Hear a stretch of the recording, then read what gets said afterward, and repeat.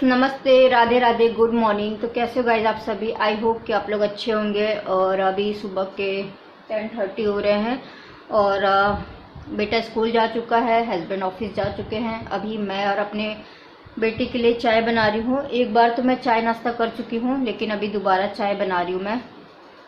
तो सोचा कि चलो वीडियो की स्टार्टिंग कर देते हैं। और सुबह सुबह मैं सोची कि चलो थोड़ा सा आप लोगों से कुछ बातें भी करती हूँ मैं। तो क्या मैं बोलना चाहती हूँ, मेरे को खुद नहीं समझ में आ रहा कि मेरे को सोशल प्लेटफॉर्म पे ऐसी बातें शेयर करनी चाहिए कि नहीं करनी चाहिए, आई डोंट नो।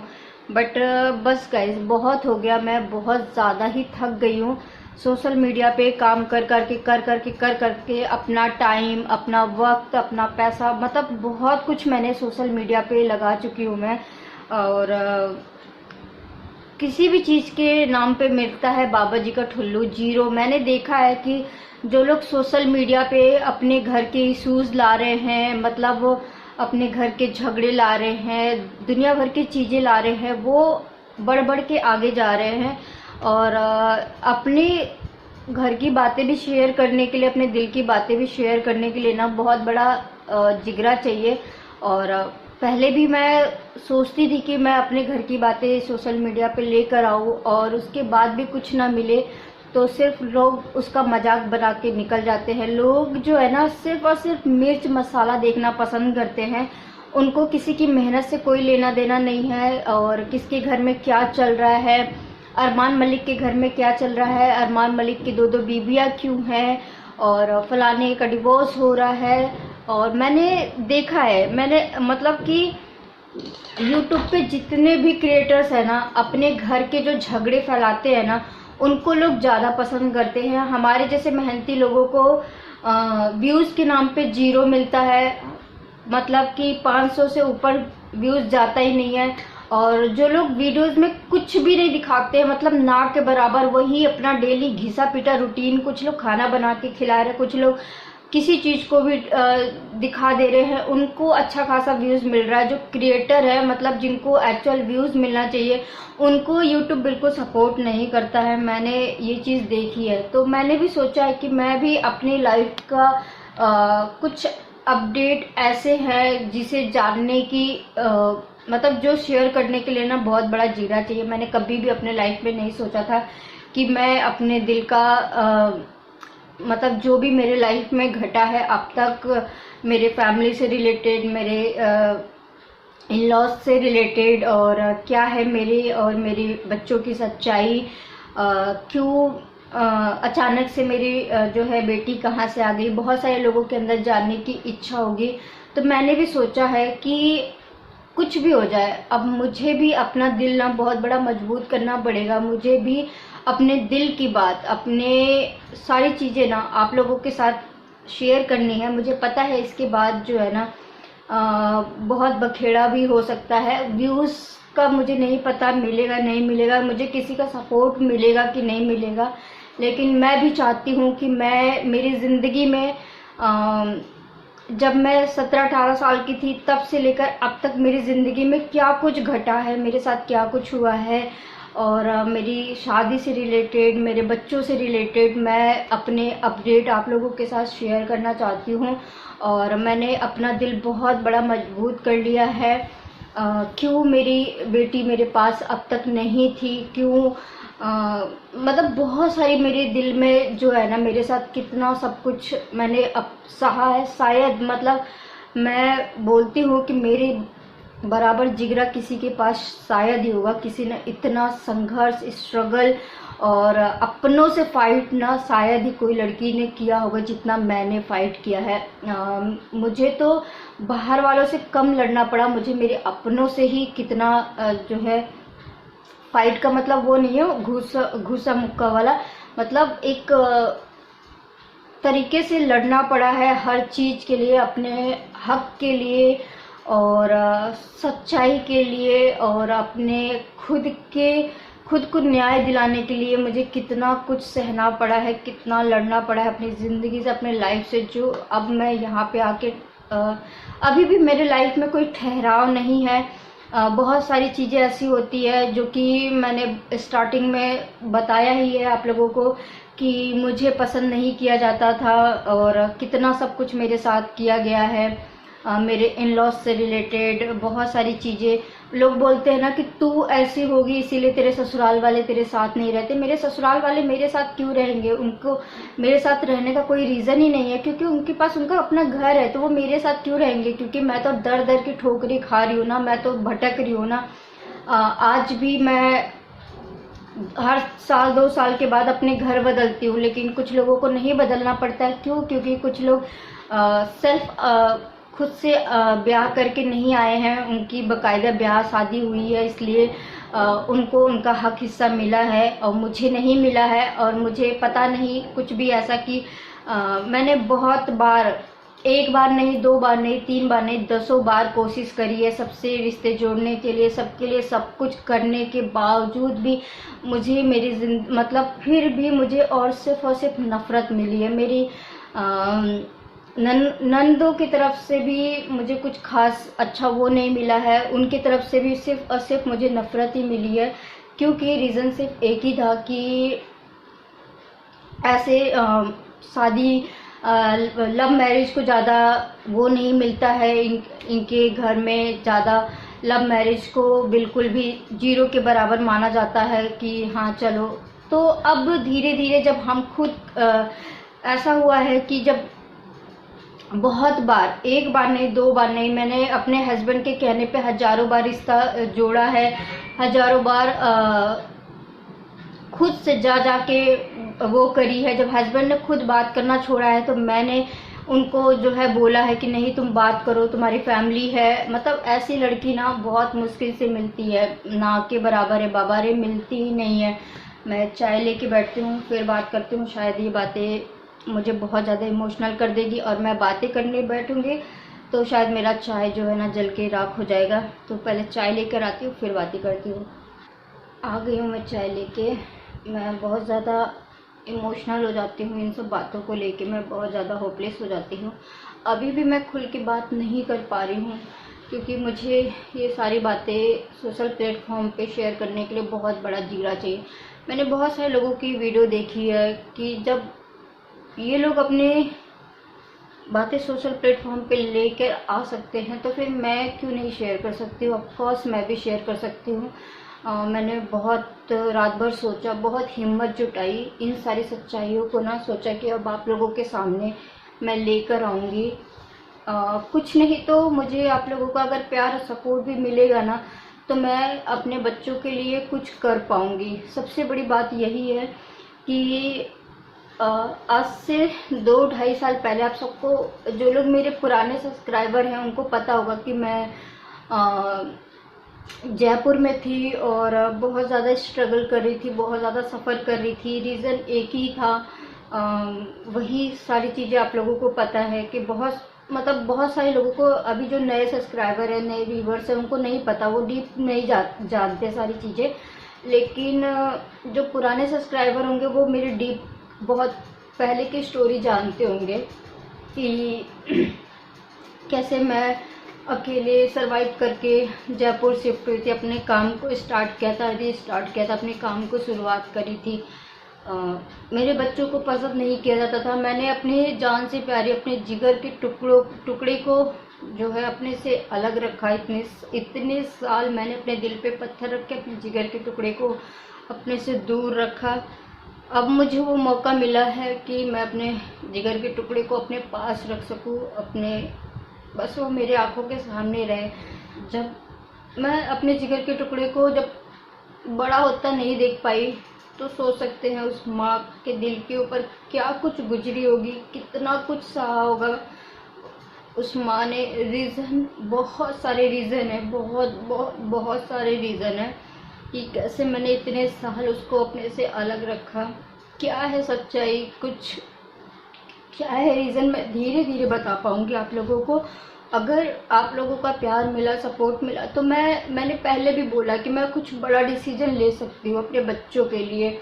और वो डिसीजन इतना बड़ा होगा, मेरे हस्बैंड से रिलेटेड मैं बोल रही हूँ कि वो डिसीजन मेरा इतना बड़ा होगा कि शायद किसी ने सोचा ही नहीं होगा, इमेजिन ही नहीं किया होगा मैं इतना बड़ा फैसला ले सकती हूँ। लेकिन मैं फैसला क्यों नहीं लेती हूँ, मैं अभी चुप क्यों हूँ, बस रीज़न एक ही है कि अभी मैं इतना सक्षम नहीं हूँ कि मैं अपने बच्चों को अकेले पाल सकूं, पाल पोस के बड़ा कर सकूं, या फिर मेरे पास मेरा अपना घर नहीं है, मेरे को रेंट देना पड़ता है। अभी मैं इस घर से उस घर, इस घर से उस घर, दर दर की ठोकरें खा रही हूँ।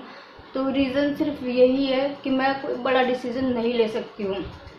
ठीक है, हर बार रीज़न ऐसे ऐसे लोग बने हैं मुझे अलग करने में, मेरे हस्बैंड से मुझे अलग करने में बहुत सारे रीज़न्स आए हैं, बहुत सारे रीज़न्स आए हैं।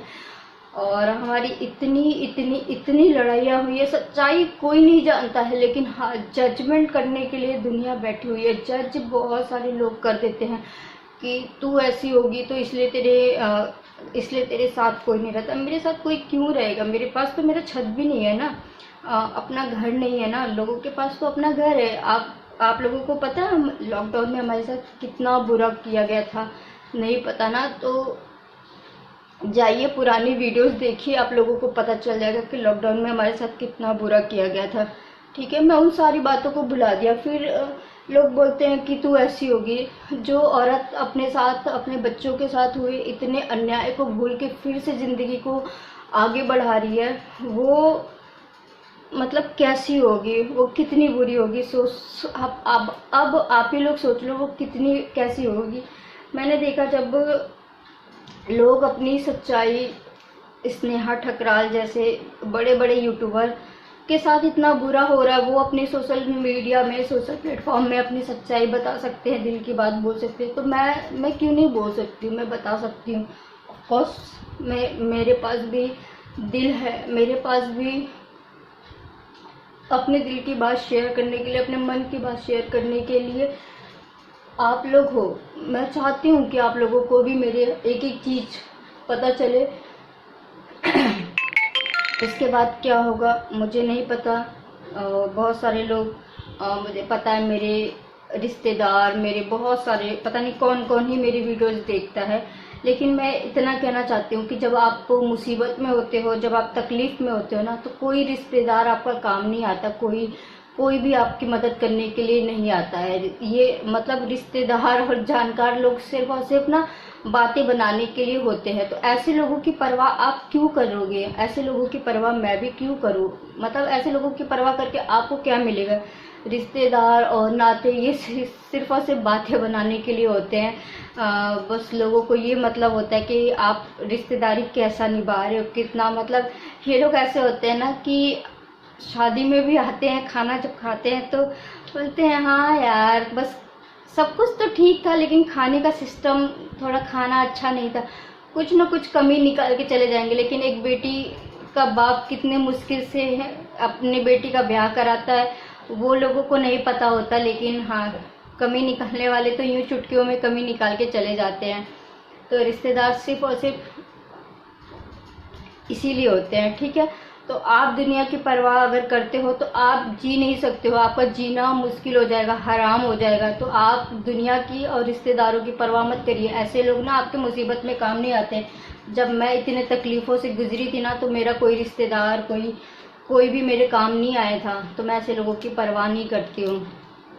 बहुत सारे लोग हैं, ठीक है, जब मेरे पापा गुजर गए थे तभी भी मेरे कोई काम नहीं आया था, ना मेरी माँ के कोई काम आया था। ठीक है, मैं ही काम आई थी, एक बेटा बन के काम आई थी। ठीक है, तो रिश्तेदार, दोस्तों की परवाह करने वाले लोग कभी ज़िंदगी में जी ही नहीं पाएंगे, सांस भी नहीं ले पाओगे आप। आपका सांस लेना भी मुश्किल हो जाएगा रिश्तेदारों के बारे में अगर आप सोचोगे ना कि ये क्या कहेंगे लोग।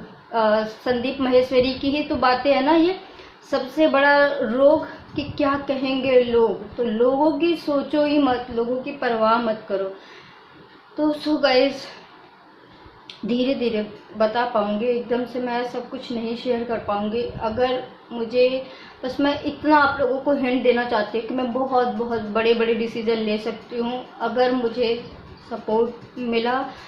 तो मुझे सपोर्ट नहीं मिलता है, मैं मतलब अब पहले मेरा इतना सारा काम था, मेरा इतना सारा खुद का बिजनेस मैंने फैला रखा था, इतना मैंने काम किया अपनी ज़िंदगी में। जब तक मेरे शरीर मेरा साथ दे रहा था मैंने बहुत काम किया, बहुत मेहनत की।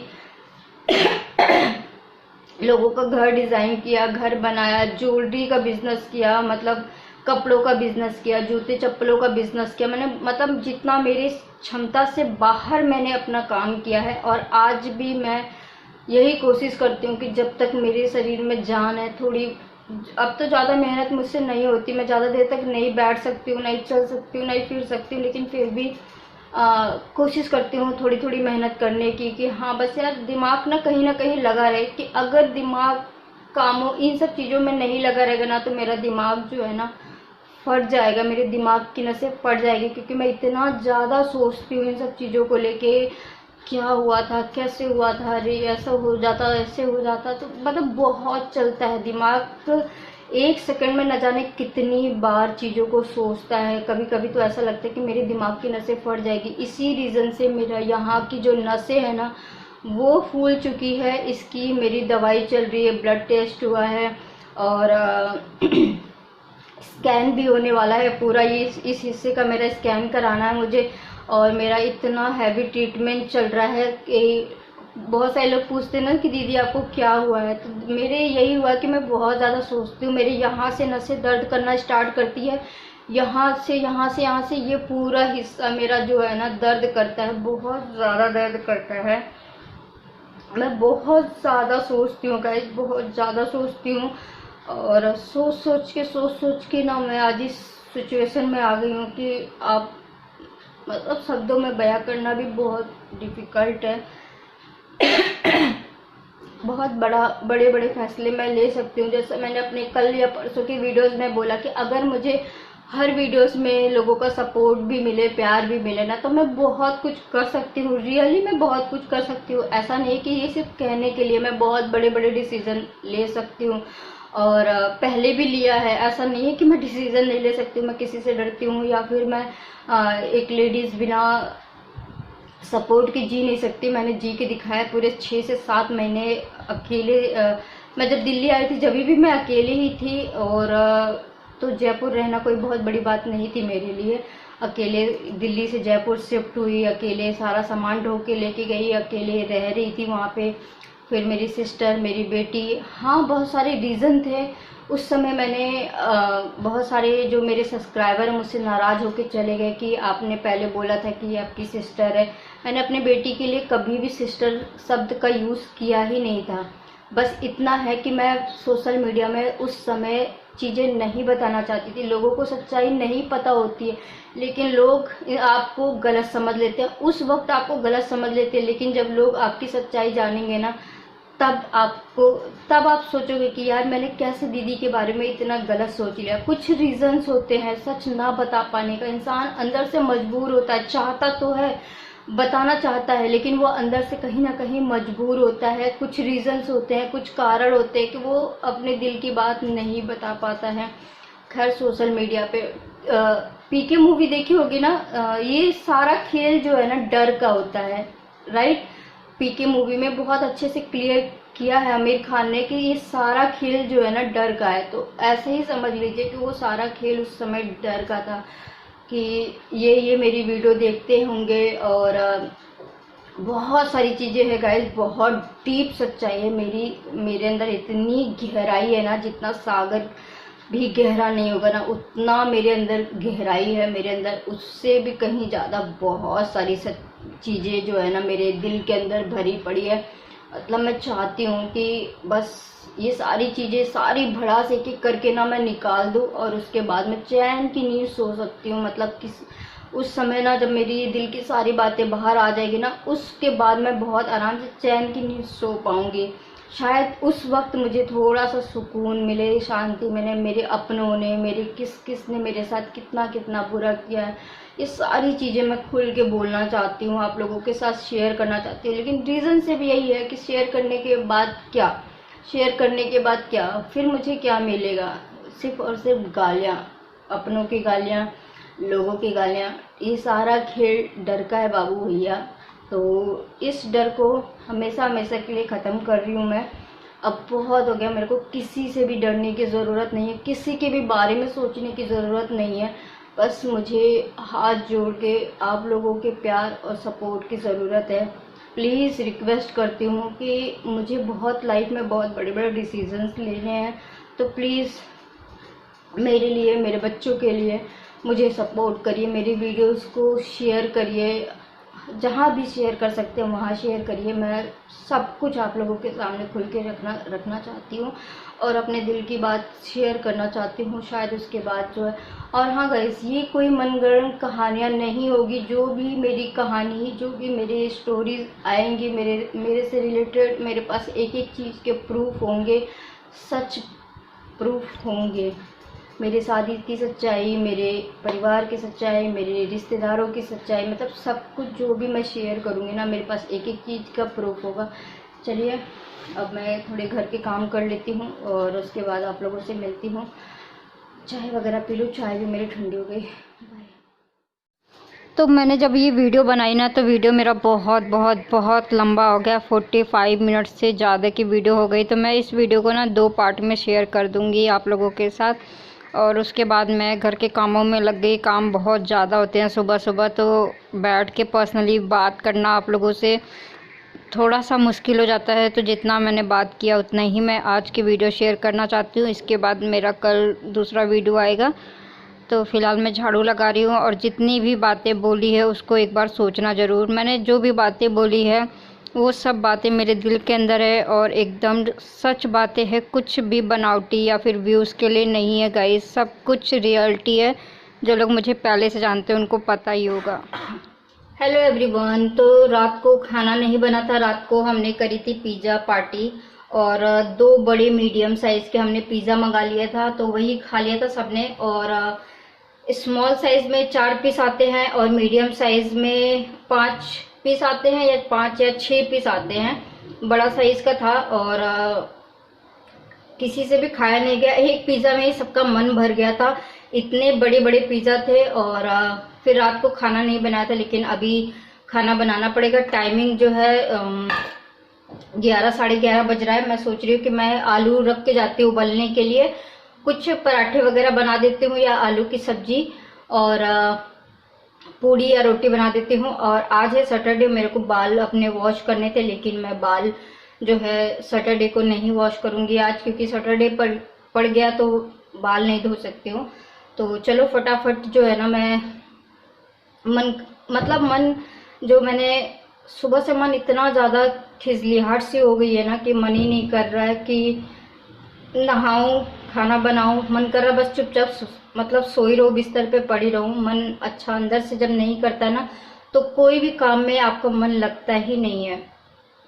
और इतने साल हो गए इस प्लेटफॉर्म पे मुझे काम करते हुए। अब तो हस्बैंड भी बोलते हैं कि बस छोड़ दो, अब मत करो, तुम ऐसी रहो। लेकिन दिल जो है नहीं मानता है। हस्बैंड ने तो अपनी तरफ से बोल दिया। मेरा इस बात को लेके इतना बहस भी हो गया, झगड़ा भी हो गया कि चलो व्यूज़ आए ना आए कोई बात नहीं, मैं कम से कम आप लोगों के साथ कनेक्ट तो रहती हूँ। मुझे ऐसा लगता है कि हाँ, आप लोग मेरी एक छोटी सी सही फैमिली हो, परिवार हो। मुझे अच्छा लगता है अपने दिल की बातें शेयर करने में। कहीं ना कहीं मुझे सुकून भी मिलता है। छोटी मोटी चीज़ें शेयर करती रहती हूँ आप लोगों के साथ, तो अच्छा भी लगता है। एक कनेक्शन फील होता है कि आप लोगों के साथ मैं कहीं ना कहीं कनेक्ट हूँ किसी के साथ। वैसे तो कोई बहुत बड़ा मेरा परिवार नहीं है, मेरा छोटा सा ही परिवार है जिसके साथ मैं खुश रहने की कोशिश करती हूँ, जीने की कोशिश करती हूँ। बस यही सारी चीज़ें हैं। चलो फटाफट खाना बनाते हैं। उसके बाद मन तो नहीं मानेगा, बिना नहाए तो 1-2 मग्गा नहाना ही पड़ेगा। और बाल जो है मैं कल वॉश करूँगी, अब आज वॉश नहीं करूँगी। मन नहीं कर रहा है वॉश करने का मुझे बिल्कुल भी। पहले सोचा था कि आलू उबाल के आलू की पूड़ियाँ बना देती हूँ, लेकिन फिर मेरा बेटा जो है ना वो खाना नहीं खाएगा, तो उसके लिए कुछ ना कुछ मुझे सोचना पड़ता है। तो इसीलिए मैं आलू की तरी वाली सब्जी बना देती हूँ फटाफट। और जो है वो खा लेगा बहुत आराम से। फटाफट मैं आलू छील देती हूँ और खाना बना के फिर मैं 2 मग्गा नहा के आऊँगी। उसके बाद जो है बाकी चीज़ें करूँगी। चलो वीडियो में बने रहना और प्लीज़ सपोर्ट दिखाओ गाइस, थोड़ा बहुत तो सपोर्ट करो। वीडियो को लाइक करो, कहीं ना कहीं शेयर करो अपने सोशल प्लेटफॉर्म पे, ताकि मुझे भी थोड़ा बहुत सपोर्ट मिल सके। क्योंकि अब तो हस्बैंड भी बोल दिए हैं कि अब तुम्हें यहाँ पे काम नहीं करना है। लेकिन मुझे आप लोगों के साथ कनेक्ट रह के अच्छा लग रहा है, लेकिन हस्बैंड इतना ज़्यादा प्रेशराइज कर रहे हैं कि तुम्हें बस अब बहुत हो गया, बहुत बहुत कर लिया, यूट्यूब बहुत खेल लिया, अब यूट्यूब को छोड़ ही दो। लेकिन मैं जो है सच्ची बताऊं, दिल से बताऊं कि मैं यूट्यूब छोड़ के और ज़्यादा डिप्रेशन में चली जाऊंगी। बिल्कुल भी यूट्यूब को छोड़ के मैं खुश नहीं रहूंगी। चलिए आलू छिलते हैं और खाना बनाती हूँ मैं फटाफट।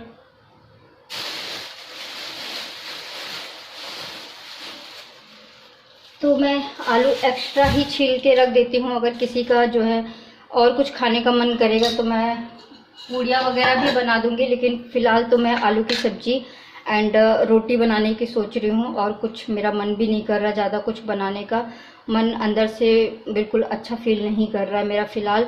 और थोड़ा मैं कुछ सामान भी लेने जाऊंगी, मेरा धागा वगैरह ख़त्म हो गया। मैं सोच रही हूँ कि जाऊँ बाहर थोड़ा सा और धागा वगैरह लेकर आऊँ, ताकि माइंड जो है थोड़ा सा फ्रेश फील करे। चलो फटाफट सब्जी बनाते हैं, नहाती हूँ और उसके बाद मिलती हूँ आप लोगों से।